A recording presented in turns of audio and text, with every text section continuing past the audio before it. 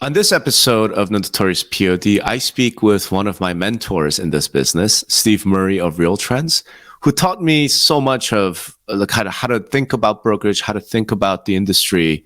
And it's been a while since we caught up. So really blessed to be able to have this conversation with him. This is Notorious POD, the podcast for the best informed people in the real estate industry. Rob Hahn is your host, and Notorious is where the real estate industry comes for real talk with no bullshit. Hello, everyone, and welcome to another episode of the Notorious POD. I'm rather excited about today's conversation. It's because, the gentleman that I'm going to bring on is basically my mentor in this industry. I've learned so much about just how the industry works, the brokerage models, agent teams, and so much of it is from this gentleman. Let's bring him on, Mr. Steve Murray, founder and now senior advisor to RealTrends. How are you, Steve? Bob, I'm doing great, and it's good to see you. It's been way too long. It's been far too long, and frankly, I can't wait to see you in person. Give you a hug, and we'll shake hands, we'll have a drink. It's been too long. We'll meet in some crazy place like, Aspen or something. Is that where Gathering of Eagles is this year? No, we're at the Broadmoor again. So okay. If you get a chance, I know a guy I can talk to who could probably get you in there. But I have to look into that. That's coming up, right? It's not like the end of June at the Broadmoor in Colorado Springs, the 26th through the 29th of June. That might be a wonderful time to get out to Colorado. Yeah, and it's fun. After 30 years of being the host of the Gathering of Eagles, I'm only hosting, I think, 2 of the 12 panels. So I get to go to this conference and be like a guy who gets to hang out. Yeah, just actually enjoy it for a change. Yeah, just enjoy it. Yeah. But that's actually one of the things we should let's start by congratulating you. I understand RealTrends that happened last year. Is that right? It was December of 2020. Okay, so a couple of years. How did that whole thing come about, and how do you feel about it? Like, Housing Wire is they're a pretty large media conglomerate in our space. Yeah, I got a phone call in the fall of 2019 from Clayton Collins, who's the CEO of HW Media, which is the publisher and operator of Housing Wire, among other things. Mm-hmm. And we had a couple of conversations, and I liked what I heard. I liked of course, I knew about them and read their stuff. And he came up to see me up here. We spent a day together, and we thought the fit was really good. Yeah. We started proceeding, did what you're supposed to do, signed NDAs, did all the stuff, started working on it. And then, of course, in March of 2020, pandemic hit. Sure. We agreed to postpone. August of 2020, we'd spoken several times in that period. And we said, okay, let's get going. It's good to go. Right. So in August, we got going. We reached an agreement in terms of price and terms and key deal points within 30 days and closed it 60 days later, roughly. Mm-hmm. What I really, really liked about him and his team, they're young, they're smart, they're aggressive, they're very pleasant, very grounded people. They wanted to keep 4 of the 6, apart from myself, 4 of the 6 people. Yep. All of whom are flourishing under their umbrella. Tracy Velt, editorial director of RealTrends, is fast coming into her own, as better than I ever was at my writing and reporting. Liz Smith took over the rankings. Mm-hmm. She's done a phenomenal job there, and they're now supporting her with some people. Mm-hmm. And 2 other, Brent and Bo, both have senior jobs with the company now. They but they've got a young guy named Mark Adams, who's a VP there, and he runs all stuff RealTrends. And I'm going to write something here one of these months, but he is somebody everybody should keep an eye on and get to know, because he is smart, he's personable, he works diligently, loves what he's doing with RealTrends. And so we're making a good transition.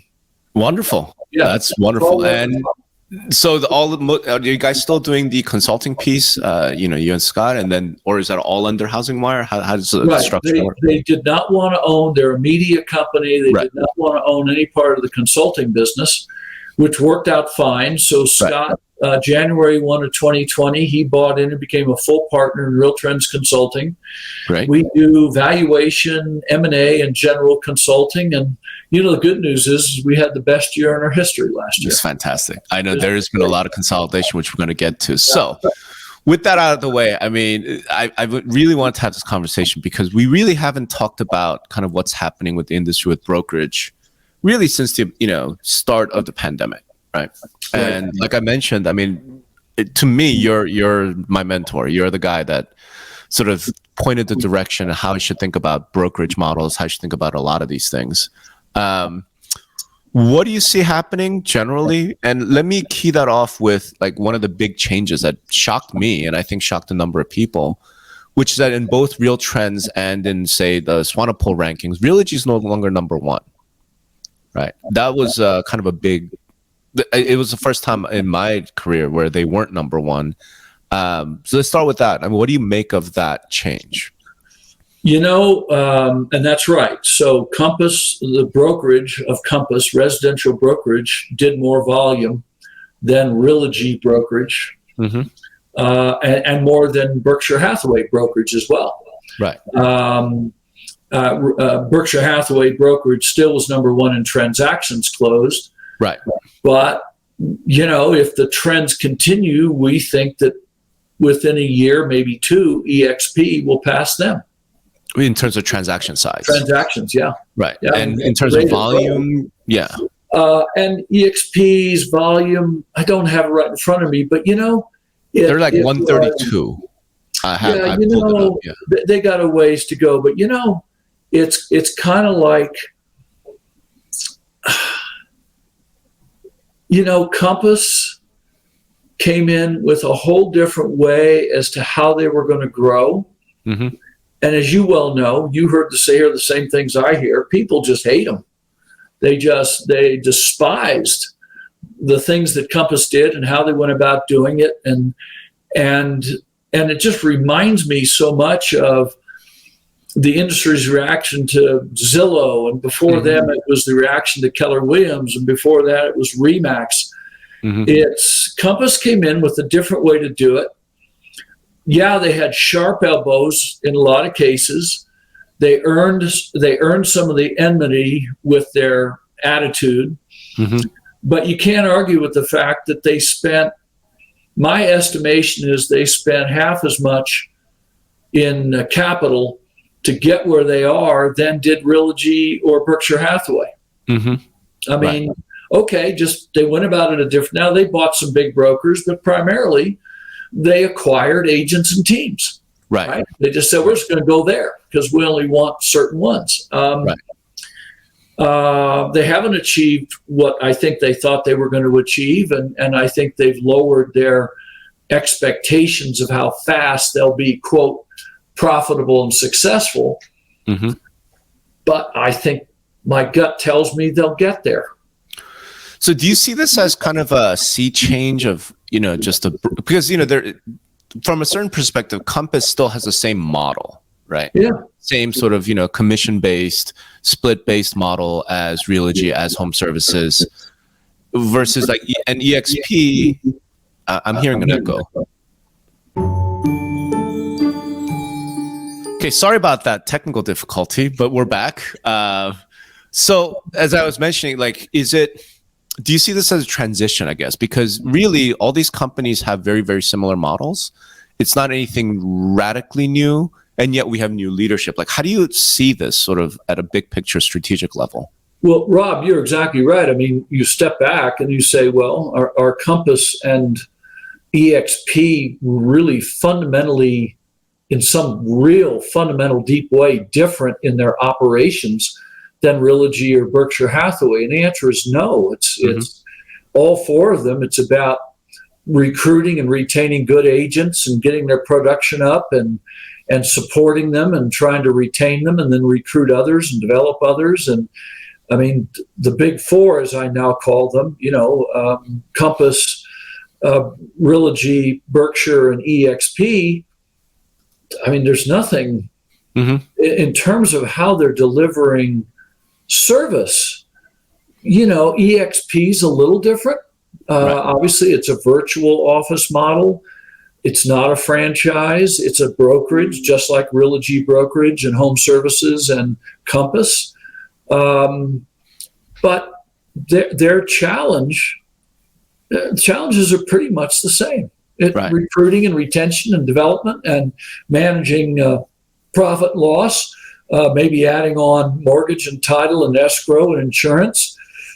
I mean, fundamentally, they're all basically in the same, they're in the same fight.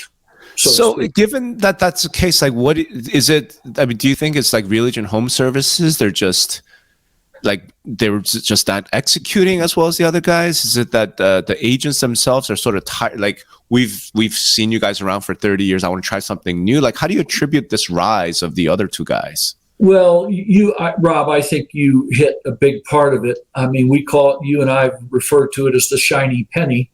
Mm-hmm. It's not like EXP or Compass are the lowest cost brokers for agents. Mm-hmm. Clearly not. HomeSmart, Realty One Group, Fathom, United, Remax even. They're probably lower cost than EXP or Compass or Realogy. So, one of the things we tell people, and I've shared with brokerage clients, is, here's the fact. If it were always and only about the money in the relationship between a broker and the agent, I tell them you'd all be out of business because there's always less expensive brokers. Right. Always. The difference now is the thing, Rob, that's really changed is agents up and down the spectrum of production just have so many more options now. Compass has been playing a hot hand. EXP is playing a hot hand. You had Compass stock options. You have EXP stock. They're publicly held. Agents saw that as, I talked to a number of agents 2-3 years ago. They joined Compass, said, well, that stock could be worth a lot of money sometime, and maybe it will, and maybe it won't. And so it was kind of a new adventure, just a new thing for people. Same thing with EXP. It's kind of new, and I think I'll try it out. And because, if I'm a good producer, I can always go back. Right. My brokerage. So it's kind of just that, in a manner of speaking, I'm sure for some it's wanderlust. Well, is it better over there than it is for me here? Right. And I've driven a Honda for 10 years. I'm going to try a Toyota. Let me try it. Yeah. Well, I just, my entire life, well, put it this way, first time in my life, a month ago, I bought a pickup truck. Welcome to the club. So I got a pickup truck now, and I use it to drive my ranch. I'm going to start my usual spring and summer workout there. Yep. And I can haul stuff around in it. My wife's real excited, and, but it just, I think, and I think some agents, they made a rational decision for really rational purposes if they chose to go to Compass, EXP, or if they chose to stay where they are. I mean, collectively, I've always said, agents are highly intelligent. They make pretty good decisions. Individual agents and teams, sometimes not. But collectively as a group, they're pretty smart people, and they're just looking to see, is there something that will help my career, my business? Is Compass a better fit? EXP, Realogy, any of the brands there. Sure. I mean, but the key factor under all this makes it harder for Realogy, Berkshire Hathaway, and it will hit Compass, just like it hits everybody, is there are so many options. Right. For agents and teams. There's just, but, it's kind of like I said, somebody's asked me, well, these new models and things. I said, well, I don't know. I'm told by Liz, who's doing the agent rankings, putting those to bed here soon, we're going to have over 20,000 agents and teams qualify to be ranked this year. when I look back at the 2020 numbers, we had 18,000 plus. Shoot, 95% of the people on those rankings were with a known regional or national brokerage name. Okay. Right? There's still overwhelming preference. Remax, Coldwell Banker, Sotheby's, Compass, Long and Foster, Sure. Berkshire Hathaway, Century 21. I didn't name them all, but you get the point. Yeah. Almost all those top producers were with a firm that you and I would know. And now, do you know what we'll the trend see. is now? We'll see. That? Yeah, okay. We'll see. That's an interesting one because I haven't seen. So there's a huge. I mean, last year that was 10.5%. No, let's see. That was 2% of all the realtors were ranked for 2020, and they did 10.5% of all the transactions and almost 21% of all the volume. You can't tell me that collectively they're all wrong to be with a named brokerage company. They think there's value there. Sure. I think rather, and I've had this conversation with a lot of clients, recruiting is both an art and a science, and you have to have a plan, and you have to put enormous resources into it to be successful at it. And I think a lot of the older incumbent firms, they haven't done that. Okay, right. I mean, they really, haven't the capital like Compass has. They haven't. Yeah, that's a good point. Now, Coldwell Banker is doing some advancing of monies to recruit. That seems to have worked pretty well for RealTrends Brokerage. From what I can tell, their growth in agents and production has been pretty good the last year or two. So good for them. And if that's what it takes, that's what it takes. Yeah. Right. Yeah. But it is clearly now. You and I know for years it was like a 2-horse race. Well, now it's what we'll call the big four. Yeah. And coming up behind them are the Douglas Ellimans, the Peerages, the Cairns, who's the other one there? I mean, Howard Hanna's always going to be up there. That's one I forgot, Howard Hanna. Yeah. You got 3 or 4 more that are in that $1 billion to $2 billion revenue range. We've just never seen brokers this size. Yeah. At the same time. Yeah.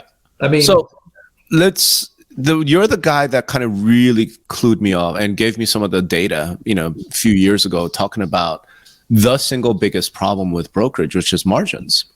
Right. Are you seeing, have there been any changes to that in the last few years, especially, with the pandemic? I mean, we've had the hottest real estate market in ever, maybe, right? Yeah. We didn't. What's going on with margins? What's going on with margins, brokerage margins, Steve? Well, they rose to a 10-year high the last 2 years. So is it the margin? So the percentage is high, is 10-year high, or the actual dollars? The actual we looked at 200 to 250 brokerage profit loss statements for 2020 and in 2021. Yeah, and we have it loaded into our benchmark tool. Last year, I think of all the firms we did valuations for, their average pre-tax margin, just brokerage, was about 6.8%. So it's more than double. Yeah, and remember you would say it was 3 years ago, margins. It was 3 to 4. Yeah. Okay, so they actually raised margins, and that doesn't count mortgage, title, escrow, and other things. Right. Oh no, I think we had a number of clients whose profitability, actual dollar profitability, tripled. Wow. From 2019 to 2021. And just boom, it just, I'll tell you the other thing that was funny is that brokers in March and April, May of 2020, they cut a lot of costs. They cut a lot of fluff. And then they realized when the market exploded in May, June, July of 2020 and kept running, they realized all that stuff didn't count for anything. Okay. So they haven't gone back to spending it. Okay. So you think the margin improvement is mostly from cost cutting, or is it from? No. It was a little bit cost cutting. Call it 3 to 1. Okay. 3 parts of it was revenues going through the roof. Right. And $1 was cost reduction. So were you able to see real improvements in gross margins as well? Because remember, the thing that I took was 3% net profit margin on 15% gross margin. Right. Have you seen improvement on the gross margin side as well? No, to the contrary. Gross margin continued to slide in 2020 and 2021. We just put together we haven't released it yet. I have some work to do, but we went back and did a 10-year analysis of all brokerage economics going back 10 years. Yeah. And for each of those 10 years, that's based on 250 plus brokerage P&Ls, all kinds. Yeah. No, gross margin for all firms, all lumped together, Remax, Keller, flat fee, traditional, franchised. I'm not looking right at it, but I think at the end of 2021, it was down now just a little over 13%. Wow. So how do we explain that? How do we explain the gross margins down, but net profit margins doubled? Because volume exploded. And here's the other thing that's kind of interesting, and I wrote about this just a little while ago. So since 1995, we've been tracking the RealTrends 500, the number of transaction sides they did versus the industry as a whole, taking NAR's existing home sales and the builders' new home sales. Now we have a whole spreadsheet, has all this data compiled going back 42 years. Yeah. Until 2020, the RealTrends 500 collectively's best year was they gained 0.3% market share. Okay. That was their best year. In 2020, they picked up 3.5 points market share in 1 year, or almost 12 times their best previous year. We're talking about the 500 brokers in the RealTrends 500. That's it, the top 500 in terms of transactions. Right. Last year, they picked up another 2.7 points. Wow. What's happening is even though they're obviously having to pay out more to top agents because, many of the ones that were on, well, really doesn't matter what kind of plan, the better agents are just doing a lot more of the business, and most of the really good agents are with RealTrends 500 type firms. Right. You put those factors together and say that group grew by grabbed over 6 points of market share in 2 years. Right. So you have this flood of business hitting these brokerage companies. I had one client, Rob, to put it in perspective. Yeah. They were $28 million in gross revenue in 2019, $48 million in 2020, $58 million in 2021, and they didn't add 2% to their agent base. Wow. So it's their existing agent base just got way more productive. The better agents with good brokerage companies are literally, and once we get all the agent data in, I'll know for sure, but I would bet you those, Liz tells me over 20,000 will qualify this year. I bet you their market share, if it was 21, just short of 21% in 2020, it won't surprise me if that group is 25 to 28% in 2021. Okay. So more consolidation at the high end, which is a trend we've seen for years. Consolidation among agents, especially top agents who overwhelmingly tend to be with top brokerage companies, and it all piles up that the business not just is acquisitions and mergers contributing to consolidation, but top agents doing a lot more of the business and tending themselves to consolidate with leading brokers is all contributing for it. So let me just do some math real quick, because this is, so you said 20,000 will qualify. Probably, she told me over 20,000. So if there's 1.6 million realtors, that's 1.25% of the realtor population. You think it's going to do 25% of the business. Right. Now, the reason I said 2% is because that 20,000 includes a lot of teams with multiple agents. Right. So we have all those. They supply us all that data now. All the teams do. How many realtors they have. Right. So it'll probably be those 20,000 will probably represent 27 or 28,000 total realtors. Could be 30, something in that ballpark. Okay. Yep. Still, we're talking. So you think 2% is doing? So this is the other trend that we've been talking about for years now, right? Which is the growth of teams. And I used to have to argue. I would do presentations, talk about, look, teams are really gaining a lot of power. Now I just skip over all that and go, hey, look, teams have taken over the industry, right? Anybody want to argue? Nobody wants to argue it now. No. What are you seeing, especially in the last 2 years? Is there data that's coming out that really is starting to show that team domination? Yeah. So now we're seeing different. Obviously, we're seeing different models of teams, right? We used to have, 20 years ago, most teams, 2 to 5 agents, kind of coming together to share the load of their business so they could take time off. That was the first classic kind of team. Then you had the agent who was generating more business than they could handle. So they said, well, I'll get a buyer's agent, and then I'll get an administrative person, then I'll add a listing, and so on and so forth. Well, now you have teams, a few of the larger ones like Mark Spain, like Robert Slack, Jason Mitchell. You have some of these teams have broken through to show that there's their lead generation and lead capture and lead management and marketing machines. And they're showing now that there really isn't a limit to how large they can get. Right. And they're multi-state, Multi-state. And then you get our mutual friend, Ben Kinney, who forms a whole different kind of team, right? He actually gets into a partnership with teams in different markets. He brings the technology, he brings the marketing prowess, the systems as a partner with another team so they can do the listing and selling and the local relationships. And he brings the business and operational acumen, and he's just growing like crazy. Yeah, no, he's effectively a brokerage or a franchise, some sort of a new model. And we, people should know. They go, how can you tell the difference between a large team and a brokerage company?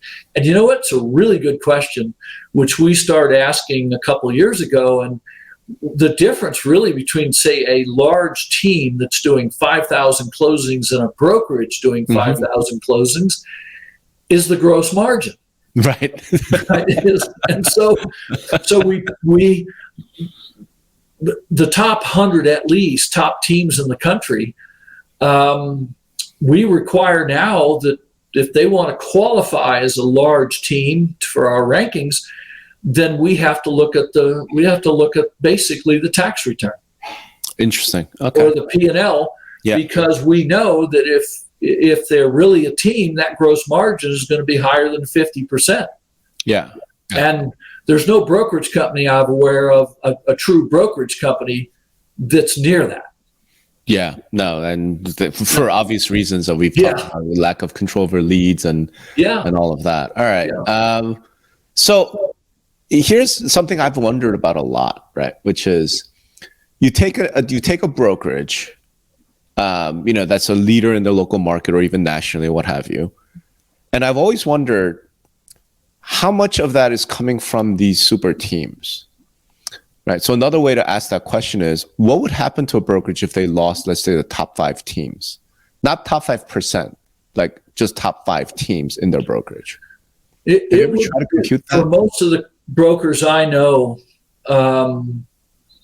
it would be a meaningful hit to their financial performance in some regards. But here's what's interesting and what's happened, right? You understand this. So you look at EXP, you look at Keller Williams, you actually look at a lot of traditional brokers and what's happened over the last 3 to 5 years because of competition for top teams and agents is a lot of brokers have, a graduated plan to a cap. Right. So the agent, pick a number, right? The cap is 40 grand. So once the agent hits 40 grand, other than potentially contributions to mortgage, title, escrow, insurance, that's kind of the end of the financial return to the brokerage, which now shifts, if you will, a little bit, that the broker goes, well, I could lose my top 5 teams using a 40,000 cap. I'll lose 200,000 in company revenue, but I'm a 12 million company revenue. So sure, I hate to do it, hate to lose it, but it's not like it's going to kill me. So in a funny way, the way the industry is now evolving, and top agents and top teams getting, this 85, 15, 90, 10, 95, 5, 92, 8 splits. Yeah. Well, the damage to a brokerage of losing a couple of those is not what it was 5 years ago. Financially. Yeah, financially. What about in rankings? So just as an example, I'm just wondering, take your number 10 brokerage in RealTrends by volume, which is William Ravis. Yeah. Right? Major powerhouse in the New England area. Right. Like, what do you think happens if they lose their top 5 teams? Like, do they stay in the top 100? I think Bill would regret it, but I don't think it would bother him in the least. Yeah, it's like financially, to your point, it's not going to hurt him. I'm just wondering, like, do they drop out of the top 50? No. How much of a contribution? It might be, top 5 teams if they're doing 300 sides each, which would be pretty good up there. Okay. 1,500 sides. I mean, I'm not looking at those numbers like you are, but he'd still be in the top 15. Okay. So it's not. They're not held hostage by these top teams. And the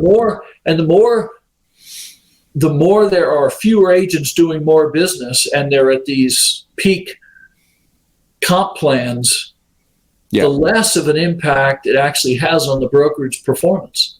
Right. Okay. That's actually really interesting. Yeah, I mean, it's kind of like, it's like I laugh once in a while. I'll think about it, but like 18 years ago, I recommended everybody in the business read Moneyball.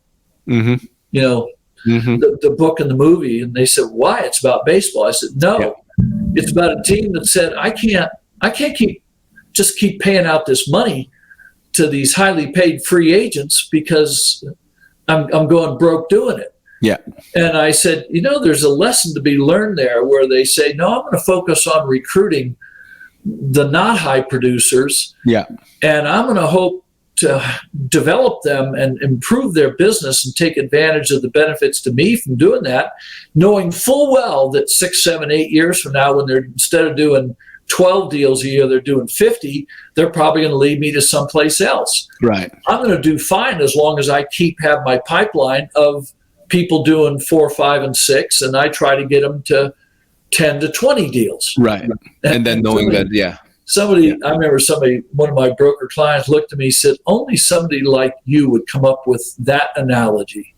It's a good analogy. All right. I thought it was. Yeah. Nobody really followed me on that, but I thought it was worthwhile. So that's the kind of the general state. What do you see? Like, what do you see happening in the next couple? Like, what's the big challenge for them, and what's the big opportunity for sort of brokerage as a whole? So one way to think about it, I guess, before we even get there, one of the things I was curious about was, if we look at the RealTrends 500, to your point, they picked up enormous market share in the last couple of years. Yeah. We're seeing real consolidation at the top. Yep. What's happening with sort of independent brokerages below? Are they in trouble? Like, what's happening to them? The good independent brokers of all sizes are still competing very effectively if they're on top of what they need to be on top with. I mean, they are doing fine. As you've heard me say this before, and the data supports it. Yeah. We'll be coming out with a white paper here in about a month or 6 weeks. We looked back 10 years. We looked at the 730 top brokerage companies and how they performed over the last 10 years in growth in agents, transactions, volume, and agent productivity. Mm-hmm. And there were some surprising things in there. I mean, it's kind of like the thing that surprised me. I didn't know what I was going to find. Right. And we compared the results of these firms against NAR's numbers of growth in realtors and growth in transactions, right? We just took all the data and said, well, how do the top 730 compare to the market as a whole? Yeah. Well, it was kind of interesting, and I could be off a little bit, but like 40% of the top 730 firms in the country did not grow their agent count as fast as the total realtor count grew in that 10 years. Okay. What? Right. And but we looked at, so we looked at all that kind of stuff.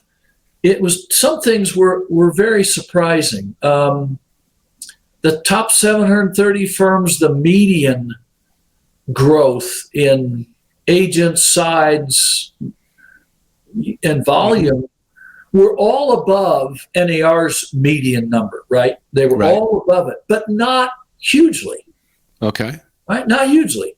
Okay. So, and within, of course, 500, there's firms growing like crazy. And, and by the way, obviously, a 10-year look back, the two most important companies that weren't even on this report were Compass and EXP, because they weren't here 10 years ago. That's right. Right. It is, you and I have been around a long time, Rob, and, we saw Dave Liniger. It took him 25 years to become a dominant national company. Yeah. Gary Keller, it took him 25 years to become because they bootstrapped their companies. Yeah. They bootstrapped. Yeah. EXP, well, Compass like 5 and EXP, years. they came in with capital as Fathom and Zillow and United and HomeSmart to some extent. They're all deploying enormous capital to grow faster than the market through acquisitions and roll-ins and incentives to agents and so on and so forth. It's all just been compressed in this race for share in our industry. And I think, for instance, the big four, Compass, Realogy, Berkshire, and EXP, combined, they did something just over $20 billion in gross commission revenues, 20-something billion in gross revenues. Well, that was over 20% of all the commission revenues in the industry. Yeah. Yeah. We've never had a group of four brokers that had that, brokerage companies, not franchises, but brokerage had that kind of market share. Right. But, you think about the future, and what's kind of interesting to me is that most brokers you talk to, in the back of their mind, that they understand that we have this overhang, and it too, of demand versus supply in housing. Right. And that overhang is not going away anytime soon. Okay. So that's good for us generally, good for the brokerage industry. We know the usage of agents is still 90% or better by consumers. Okay, that's good. The thing that you and I know about is we sit and we go, but what happens if all of these class action cases, if they go dead solid against the industry, what does the impact look like? I don't hear any conversation at meetings I attend among brokers where anybody's really modeling what that looks like. So that's something I've been pointing out now for a good 4 or 5 years. Yeah. Right? And I think among sort of the industry folks, maybe because I'm a lawyer and I went and I'm fascinated by these cases. In addition, I've been warning about the fact that DOJ and FTC are going to get super active on this, especially the FTC because of the Biden executive order. And the question I keep asking is, shouldn't you all have a contingency plan? Well, by the way, I'm confident that deep inside Realogy and Berkshire Hathaway and probably Compass and guys like that wouldn't surprise me. They're just not going to reveal. They're not going to talk about it, right? I mean, it's like they're really smart people. They are really smart. The executives, they're really, really smart, savvy business people. I have to imagine they have some sort of contingency plan. Yeah. Okay. So then, it's kind of interesting that, you and I again, we started sounding the alarm maybe a year and a half ago, is like the PRO Act, PRO Act, that the House has passed twice now, but the Senate won't take it up. They wouldn't take it up when McConnell was majority leader, and they can't get it out of committee in the Senate. But I've talked to brokers that you do understand they're trying to impose the California independent contractor requirements nationally. Yeah. And that would then devolve into a state-by-state fight, just like California realtors had to fight it. And, talking to our mutual friend Joel Singer a couple of years ago, when they fought it and kept the realtors outside of that regulation, what it cost them in terms of time and money and people to get that done. I mean, and I've talked to clients of mine and friends of yours and mine who run large state associations and alerted them to this 2 years ago. Now they got on it. I mean, they quickly started deploying resources to look into this and what they would have to do. Fortunately, it's still bottled up in Washington, D.C. because of the Senate. But, I said, well, yeah. And everybody says, the House and the Senate will probably flip back this year. And I go, well, I wouldn't count on anything. So let me ask you on that specifically. That could be, California was able to prevail. Yeah. California realtors. But this is the thing, and you and I have had some conversation about this. Yeah. I'm not convinced that was a good thing for brokerages. No, I mean, right? Because I can make a strong argument that the California, in other words, making agents into employees of the broker would actually end up helping brokerages and help their margins, right? Well, I mean, it could, but yes, and you and I agree that the economics of everything would change, right? But the fun part was, I think, okay, make them all employees. If I'm a team and you're telling me that if I want to be with ABC top brokerage company, I have to become an employee. All my people do. I think what I'm going to do is I'm going to leave and form my own brokerage company. Sure. I'm just going to do that. The other fun conversation I had with a group of about 15 leading brokers, it's been a couple of years ago, and you'll love it. They're all talking like, I'd love that. It'd be great. We'd be able to do this and do this and do this. And I said, oh, you mean you'd manage employee agents better than you do your own sales managers? And dead silence. I said, the ones who don't actually do very effective recruiting or training or coaching, right? Those guys, I mean, and now you're going to supervise agents? Yeah. Really? I said, here's the thing, guys. I'm not, and they kind of looked at me like, who let that guy in the room? I said, I think the world of you. All I'm suggesting is you and your management team would have to learn entirely new skills. Right. To manage agents if they, in fact, were employees. Right. And by the way, it may or may not change the economics. Do you think if they were employees, suddenly the split and comp issues go away? What makes you think that? Well, I mean, it's, and I guess our model, you and I would think about this, the model is to look, okay, what brokerages have employees? And of course, that brings us back to Redfin or to some of these larger teams. But what's really different about Redfin, these big teams, is they're generating 60 to 90% of all the clients and customers. That's right.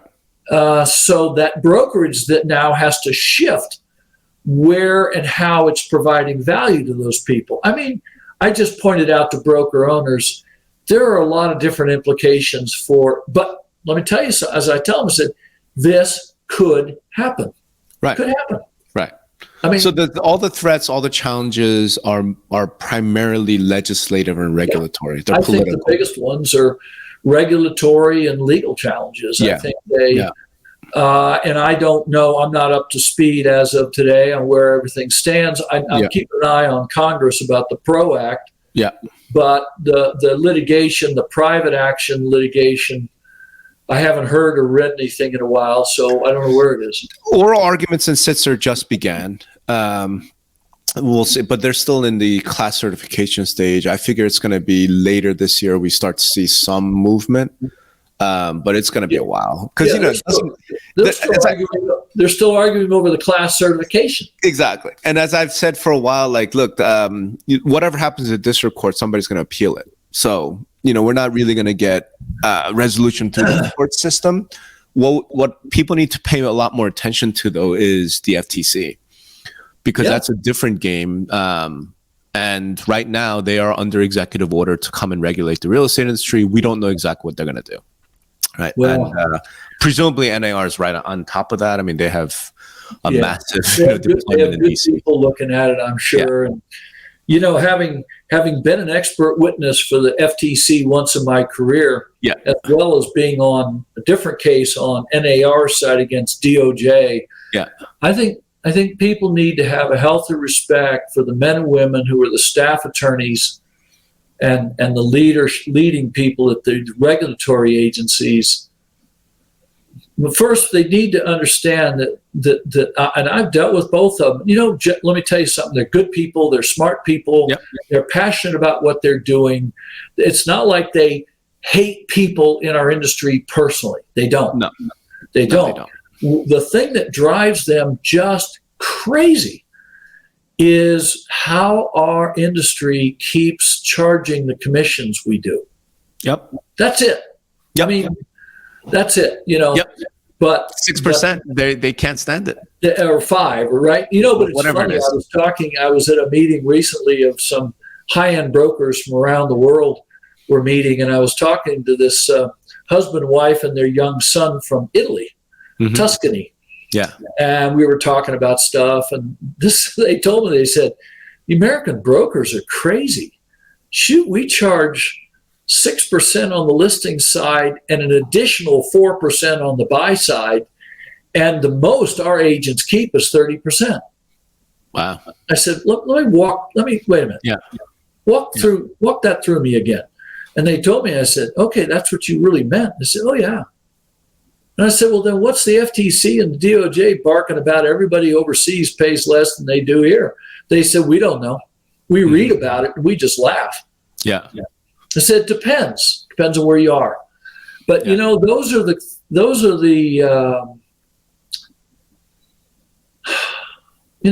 the biggest threats. I wrote a piece last week, which they published, I think under the RealTrends brand about, I think I called it, I forget what I entitled it, may have been Deja Vu.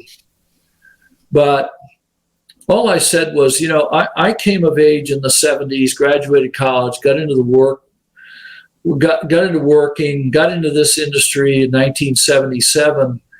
And everything that made everything that made the 70s a wretched decade economically for our country, the leadership of our country has been busy doing for the last 20 years. Mm-hmm. And particularly the last several years, which is, hey, I got a great idea. Let's suppress supply, either intentionally or inadvertently, like the pandemic, but let's just dump money. Let's just like print money as fast as we can bet it. So we build up the demand side and suppress the supply side and somehow think we're going to avoid hyperinflation. Right. And you're a lawyer, Rob, you know this. And I wrote this article and I said, everybody knows I don't have an Ivy League education, but I did take a few economics courses. I just said, let's see, let's regulate business, increase tax rates, let's suppress supply. Inadvertently, the pandemic did. We get it. That wasn't caused by the U.S. government. But some of the outcomes by global governments ended up knocking supply down to the floor, and let's print a lot of money. All of us, not just the U.S. Let's all of us, just China, Europe, Russia, Middle East, South America, let's just print money. Canada. And we don't think that with supply shrinking and demand growing, you're not going to get inflation.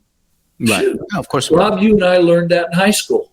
Everyone understands. Everyone knows that we're all. Yeah. But So the other danger is how hard does the Fed did they have to pull a Volcker where he had to raise rates to 15% and suppress the growth of money supply to basically zero?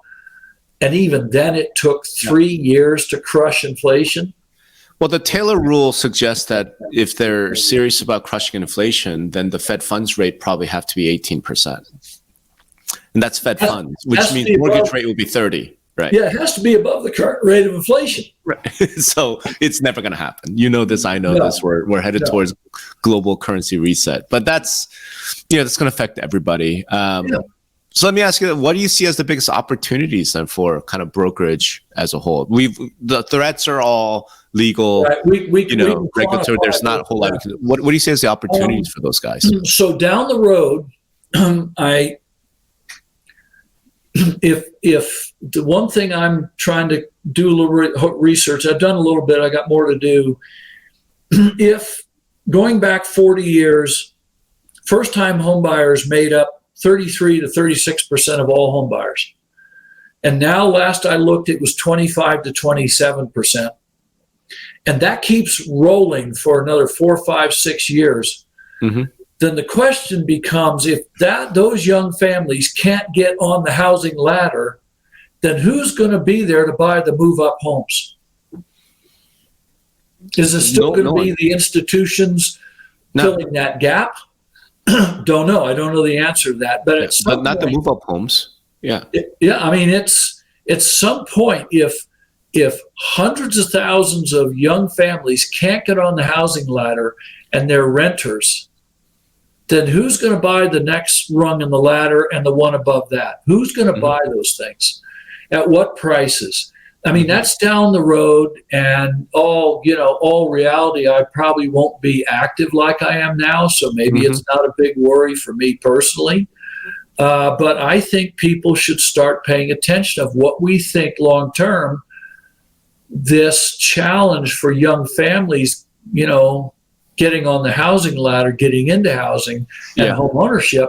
What are the longer-term, put aside the societal implications of that. What are the housing market implications? Yeah. But the opportunities are, you and I know there are still costs to be taken out of traditional brokerage. Mm-hmm. They know they don't need the office space. They know they need different types of talent for a more remote workforce, whether it becomes employee or stays independent contractor. So re-engineering brokerage companies in this low gross margin environment obviously is important. Second, you've got to see what are the revenue sources. I mean, people are doing a fair amount of that. Mortgage, title, escrow, property casualty, and property management is a huge business that is still highly fragmented. And most brokers aren't doing residential property management, but it's we have a lot of clients who we've worked with in residential property management. It can be scaled and the margins are better than brokerage. Vacation rental business is a big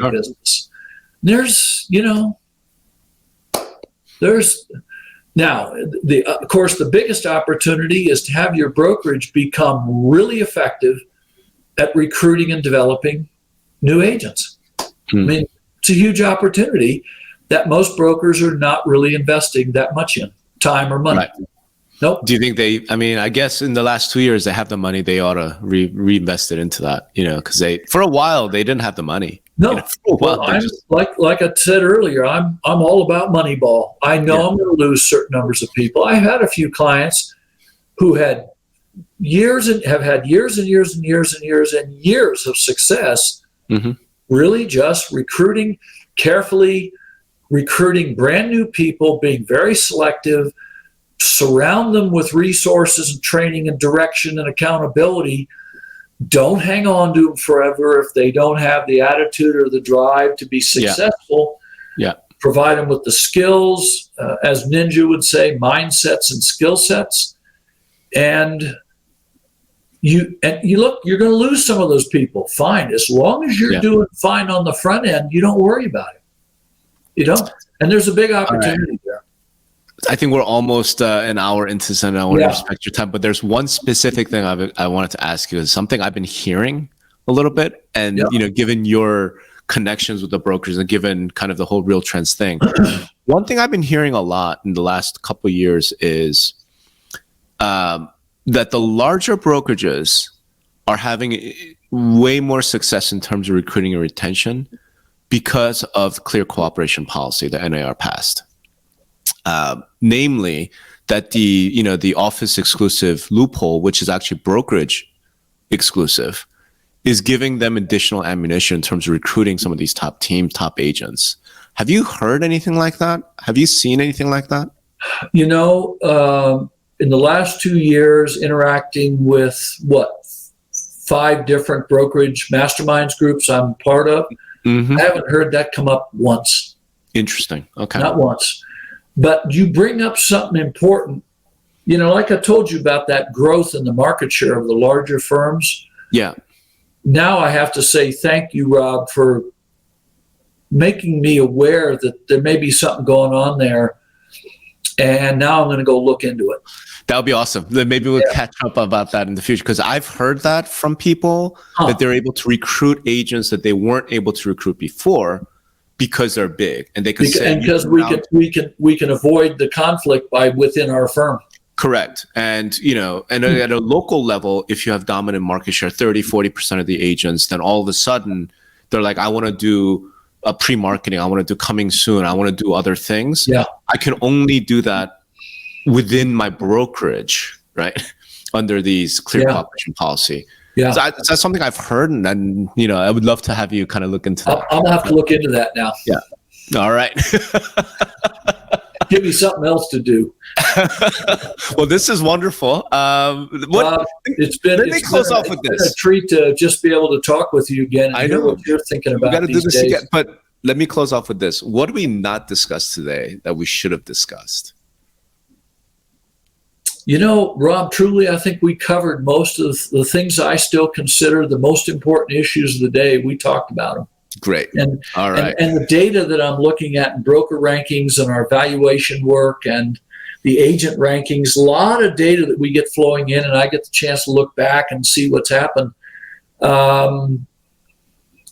It's kind of like, if somebody were to ask, well, what is really the difference, between a great brokerage and a mediocre brokerage? And I said, it's really clear. It's the quality of the leader and the leadership team. And that's been the case for all of my career.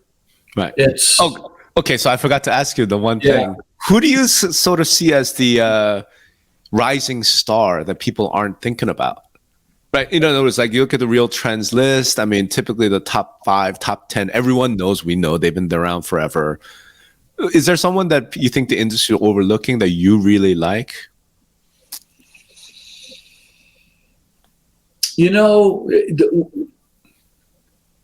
Two guys who I think the world of, who are some of the best operators I've ever known, are Mike Gold and Thad Wong of At Properties. And now they've got the Christie's franchise. Right. And now they've got capital behind them, and they're going to get more capital behind them. So if I was telling somebody, keep an eye who I'm going to be watching to see, and I have high expectations of them because they're superb leaders, is they are that company at Properties and the Christie's organization.